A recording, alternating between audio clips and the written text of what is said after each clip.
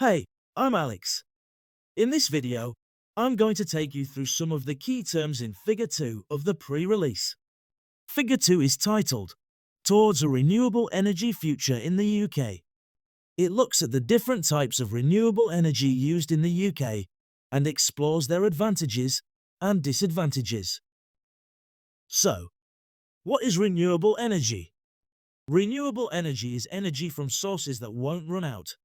Things like the wind, the sun, the movement of water, heat from underground, and even materials like wood and waste. These are all naturally replenished, unlike fossil fuels, which are finite and polluting.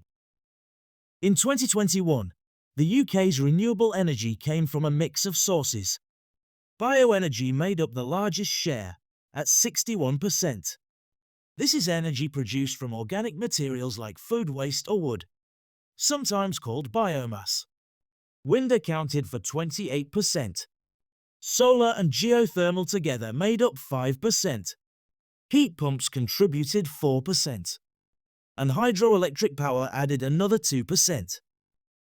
Next, let's take a look at some of the advantages of renewable energy. One of the biggest advantages is that renewable energy is sustainable. It won't run out and it helps reduce our impact on the environment.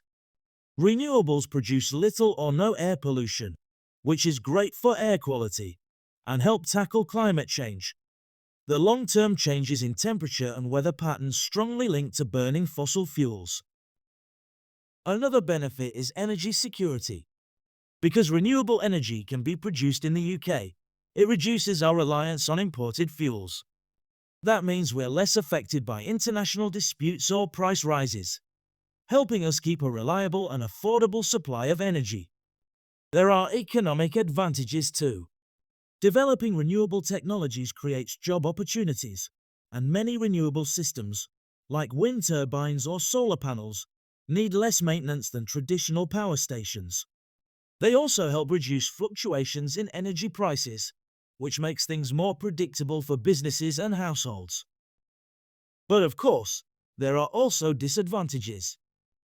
Some renewable sources, like wind and solar, depend on the weather, which we can't control. Some technologies aren't as efficient at producing electricity as older, fossil fuel-based systems. And setting up large-scale renewable projects, like wind farms or tidal barrages, can be very expensive. These developments also need a lot of space and can have environmental impacts, such as disturbing wildlife habitats. Also, the manufacture and recycling of renewable components, like parts of wind turbines and solar panels, can cause environmental issues if not managed properly. That's why it's important to use recycling to reduce waste and lower the environmental cost of producing renewable tech. Now let's explore the different renewable energy sources shown in Figure 2. We've already mentioned bioenergy, but there's also wave energy, which uses the movement of waves on the sea's surface to generate electricity. Tidal energy, which is created by the regular rise and fall of the sea. This can be captured using marine turbines, and one method for doing this is through a tidal barrage. That's a structure built across an estuary to harness tidal power. Geothermal energy uses heat from deep underground to generate electricity. Wind energy comes from turbines, either on land or out at sea, that spin to produce power. Hydrogen fuel cells are devices that use hydrogen as a fuel source. They work a bit like batteries and can power things like vehicles. Hydroelectric power is created from moving water, usually using dams. And finally, solar energy is captured from the sun, using panels. It can be turned into electricity, or used to heat water. So, when we look at the first page of Figure 2, we see a big push towards cleaner, more sustainable energy. But while there are lots of benefits, it's important to remember that all energy sources, even renewables, need to be carefully managed to avoid damaging the environment. Let's now look at the second part of Figure 2, which focuses on a real-life proposal to generate tidal energy in the UK. The project is based in Morecambe Bay, a coastal area in northwest England. It's the largest area of tidal mudflats in the UK and is well known for its wide, open skies, shifting sands, and rich wildlife. It's also an important estuary. That's where a river meets the sea, creating a mix of saltwater and freshwater. Estuaries are valuable environments and are home to a wide range of wildlife, including many species of birds and marine life. The proposal involves building tidal barrages, which are large structures that act like dams, across Morecambe Bay and the Duddon estuary. These would trap and release seawater with the movement of the tide, using marine turbines to generate electricity. This works because the UK has one of the largest tidal ranges in the world. That's the difference in height between high tide and low tide. A large tidal range means lots of potential energy can be harnessed. According to the developers, the scheme could generate clean electricity for up to 2 million homes and create around 13,000 jobs.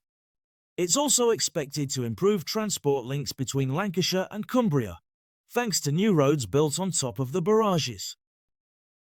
But not everyone supports the plan. One major concern is the potential environmental impact.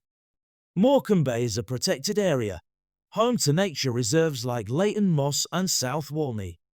It's internationally recognised for its salt marshes and wetlands, which are important for biodiversity, especially birds that migrate to the UK in winter.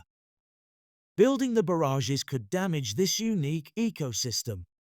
Birds, fish, and seals could be disturbed, and the construction might alter the natural flow of tides and sediment. A project like this could help reduce emissions and improve energy security, but at the same time, it could harm sensitive environments. So, Figure 2 isn't just about different types of renewable energy. It's also about weighing up the costs, the benefits, and the impacts on both people and nature. If you're revising the pre-release, check out the link in the description to Internet Geography, where you'll find even more support. And in the next video, we'll dig deeper into the tidal power project at Morecambe Bay and the debates surrounding it. See you soon.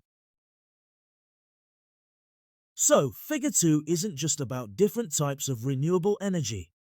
It's also about weighing up the costs, the benefits, and the impacts on both people and nature. If you're revising the pre-release, check out the link in the description to Internet Geography, where you'll find even more support. And in the next video, we'll dig deeper into the tidal power project at Morecambe Bay and the debates surrounding it. See you soon.